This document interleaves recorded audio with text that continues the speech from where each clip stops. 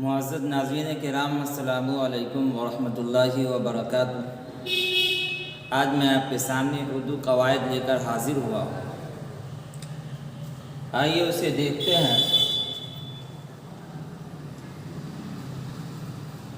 ضمیر کی کتنی قسمیں ہیں؟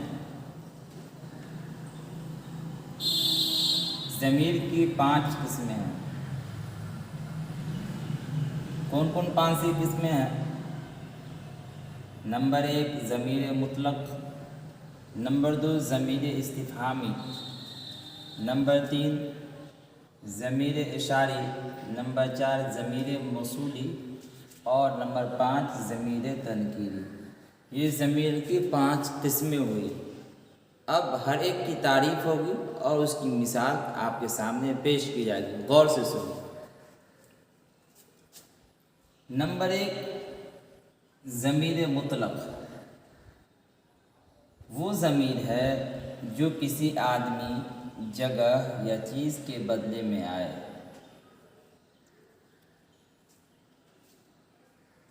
کتابوں کے اندر ایک آدمی کا بار بار تذکرہ کیا جائے تو بار بار نام لینے میں پریشانی بھی ہوتی ہے، اور جو حسن پیدا ہونا چاہیے تھا وہ حسن پیدا نہیں ہو پاتا ہے، جس کی وجہ سے ضمیر کے اندر یہ طریقہ اپنایا گیا کہ انسان جس آدمی کا تذکرہ کر رہا ہے پہلی مرتبہ اس کا نام لے لے، اور بار بار جملوں کے اندر اس کا نام نہ لے، بلکہ وہ کے ذریعے اسے وہ کے ذریعے اس سے مخاطب ہو کر بات کرے، اور وہ ضمیر کے استعمال کرنے کی وجہ سے اس کے اندر، جملے کے اندر خوبصورت پیدا ہو جاتی ہے۔ جیسے دیکھیے، طارق نے کہا کہ وہ بازار نہیں جائے گا۔ طارق اپنے بارے میں کہہ رہا ہے کہ وہ بازار نہیں جائے گا۔ اگر ہم لکھتے طارق نے کہا کہ طارق بازار نہیں جائے گا تو جملہ کے اندر خوبصورتی نہیں آ سکتی تھی، بلکہ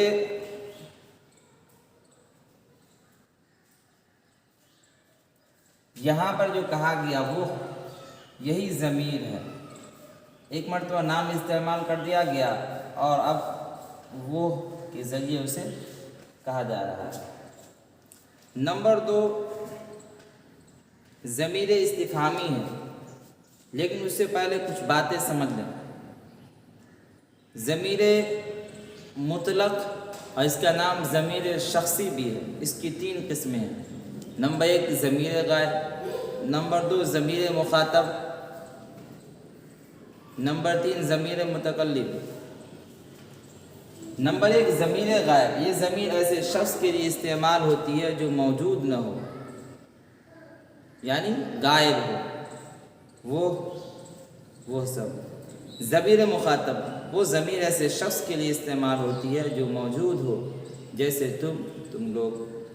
ضمیر متکلم، یہ ضمیر ایسے شخص کے لیے استعمال ہوتی ہے جو خود کلام کر رہا ہو، جو خود بات کر رہا ہو، جیسے میں، ہم سب۔ یہ 3 باتیں یاد رکھنی ہیں۔ آگے دیکھتے ہیں۔ ضمیر کی یہ دوسری قسم ہے ضمیر استفہامی، وہ ضمیر ہے جو کسی آدمی، کسی چیز یا کسی بات کو دریافت کرنے کے لیے بولا جائے۔ جیسے کون گیا، یہ مثال دے رہے ہیں۔ ان مثالوں میں کون، کیا، یہ سب ضمیر استفہامی ہیں، سوال کیا جا رہا ہے۔ ضمیر استفہامی وہ ضمیر ہے جو کسی آدمی، کسی چیز یا کسی بات کو دریافت کرنے کے لیے، معلوم کرنے کے لیے بولا جائے۔ تو وہ آدمی جو گیا وہ کون تھا، وہ کون ہے، یہ سامان کیا ہے، یہ سب سوالیہ جملہ ہے۔ نمبر 3 ضمیر اشاری، یعنی اشارہ کرنے والی ضمیر، وہ ضمیر ہے جس کے ذریعے کسی کی طرف اشارہ کیا جائے، جیسے وہ آیا۔ آدمی اشارہ کے ذریعے جو کسی کو بلاتا ہے یا کہتا ہے کہ وہ آدمی آ رہا ہے، یہ ضمیر اشاری کہلاتا ہے۔ نمبر 4 ضمیر موصولی، وہ ضمیر ہے جس کی حالت کا علم اور تعین بعد کے جملہ سے ہے۔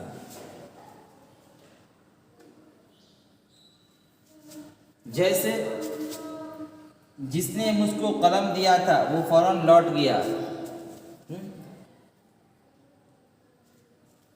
جس نے مجھ کو قلم دیا تھا وہ فوراً لوٹ گیا۔ یہ کہا جا رہا ہے کہ جس نے مجھے قلم دیا وہ فوراً یہاں سے چلا گیا۔ اس کے اندر جس جو ہے یہ ضمیر موصولہ ہے۔ اب دیکھیے ضمیر تنکیری، یہ 5 نمبر پہ وہ ضمیر ہے جو غیر بمعنی شخص، چیز یا جگہ کے لیے استعمال ہو، جیسے کچھ۔ ضمیر تنکیری وہ ضمیر ہے جو غیر بمعنی شخص، چیز یا جگہ کے لیے استعمال ہو، جیسے کچھ، کوئی، بعض وغیرہ۔ یہ ضمیر کی 5 قسمیں بیان کی گئی۔ اب اسی کے اندر ضمیر کی کتنی حالتیں وہ بھی جان لیں، یہ بہت آسان ہے۔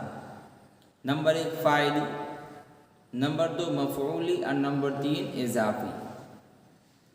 فاعلی وہ ضمیر ہے یا اس کو فاعل بھی کہہ سکتے ہیں جو کسی فعل کا کرنے والا ہو یعنی فاعل ہو۔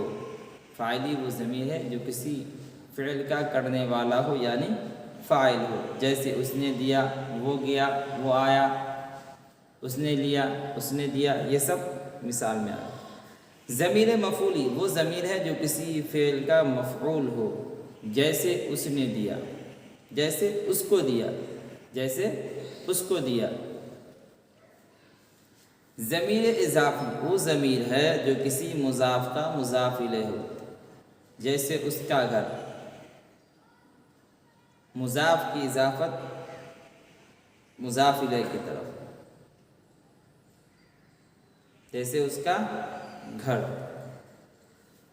یہ ضمیر کی 3 حالتیں ہیں، اور انشاءاللہ پھر اردو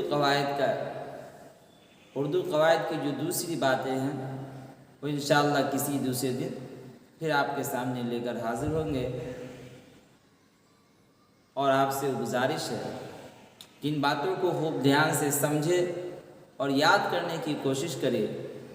یہ قواعد ایسا ہے جو امتحان میں ہمیشہ آتا رہتا ہے، اس لیے ہمیں یاد بھی کرنا ہے اور خوب دیکھنا بھی ہے، اور دوسرے دوستوں تک اور اس کے تک اسے پھیلانا بھی ہے، تاکہ اس کے ذریعے آپ کا بھی فائدہ ہو جائے اور ہماری محنت بھی ضائع نہ ہو، بلکہ اس کے اندر بھی کامیابی ہمیں مل جائے۔